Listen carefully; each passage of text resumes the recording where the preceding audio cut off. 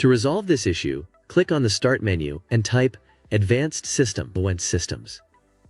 Once the View Advanced System Settings option appears, click on it. Under the Performance section, click on Settings, then navigate to the Advanced tab. Under Virtual Memory, click on Change and uncheck the Automatically Manage Paging File Size for all drives option. Now, select a drive where you want to create virtual memory and choose Custom Size. In the Initial Size field, enter the recommended amount, and for the maximum size, input double the minimum size.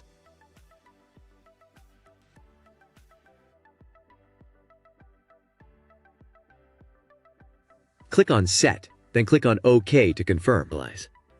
Apply the changes and click OK once more. Finally, click on Restart to allow your computer to restart automatically. After the restart, check if the problem is resolved. If the issue persists, click on the Start menu again and type CMD. Right-click on Command Prompt and select Run as Administrator. Click Yes when prompted. Then, copy the two commands from the video description and hit Enter. Wait for the process to finish, which may take some time, and after that, restart your computer of the danger.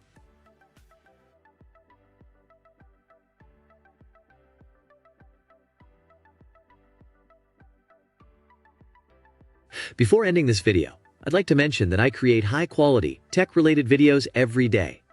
If you enjoy my content and want to support my work, please stay tuned. I hope you found the video helpful. If you have any questions, drop them in the comments below.